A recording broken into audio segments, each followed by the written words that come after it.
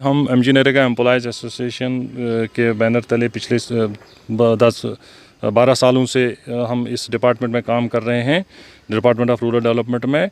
हम कई बार सरकार से ये डिमांड कर चुके हैं कि हम डिपार्टमेंट ऑफ रूरल डेवलपमेंट में नरेगा के अलावा और भी बहुत सारी स्कीमें चला रहे हैं, लेकिन हमारी ये मांग रही है कि इतना काम करने के बाद हमें डिपार्टमेंट ऑफ आरडीडी में एब्जॉर्ब किया जाए, जिसके लिए एक कमेटी भी बनी थी। उन्होंने रिपोर्ट तलब करने के लिए 15 दिन का वक्त मांगा था और उसके साथ साथ उन्होंने सर्विस सबऑर्डिनेट रूल्स में अमेंडमेंट करने की बात की थी। लेकिन 2 साल गुजरने के बाद उस कमेटी का न तो रिपोर्ट आ रहा है, ना ही उन सर्विस रिक्रूटमेंट रूल्स में कोई अमेंडमेंट की जा रही है।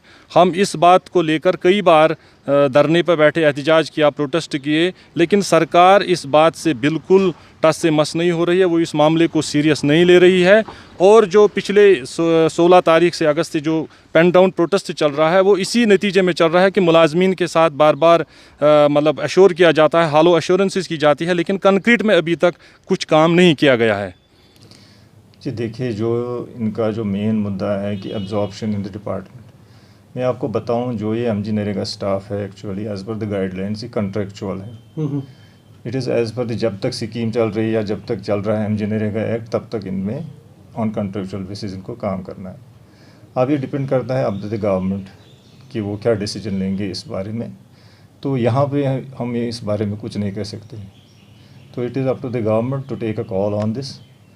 तो इनकी जो डिमांड है, मेरा यही है कि मेरा मानना है कि ये जो काम कर रहे हैं 2008 से काम कर रहे हैं ये, तो तब से आज तक इनकी जो सैलरी जो है टाइम टू टाइम इसमें से इंक्रीज़ हो गया एक बार, तो मगर इस टाइम जो है सैलरी इनकी बहुत कम जो है इन व्यू ऑफ द जो हम देखेंगे मार्केट में कैसी पोजीशन चल रही है होलसेल प्राइस इंडेक्स के हिसाब से। तो लास्ट 2 साल पहले मैंने भी रिकमेंड किया था कि इनकी जो रिम्यूनरेशन है वो इंक्रीज़ हो जाए। तो बाकी जो इनका जो बाकी मांगे हैं, जिसमें ये एब्जॉर्प्शन का भी है, that is up to the government, it's a policy decision, उसमें वही कार लेगी। है एक कमेटी बनी थी, उसमें से डायरेक्टर जुमू भी उसमें मेंबर थे, मैं भी था मेंबर, और उसमें से हमने एक बार हम मिले थे उसमें, मगर उसके पेशरफ्त उसके बाद और कोई कार्रवाई उसमें नहीं हो गई। तो फर्दर डायरेक्शंस उसमें भी नहीं आ गई, क्योंकि जो कमेटी में ऑर्गेनाइज़ करना है, मीटिंग करनी है उस वक्त तो हमको और इतला नहीं दी गई उस बारे में कि उसमें और क्या पेशरफ्त करनी है। उसकी कोई खास वजह, डिले की कोई खास? नहीं, वो मैं यहाँ मुझे पता नहीं है उस डिले क्या था, क्या वजह था। तो मगर कमेटी बनी थी, मुझे पता है कमेटी बनी थी उसमें एग्जामिन करने के लिए। तो मेरा यही पॉइंट ऑफ व्यू था कि उसमें हम रिकमेंड कुछ नहीं कर सकेंगे अपनी लेवल पे, क्योंकि ये पॉलिसी डिसीजन है। It is up to the government to take a call on this. मेरा यही था, उसमें भी यही पॉइंट मेरा था कि उसमें फ़िलहाल हम इनके वेजेस इंक्रीज़ करें।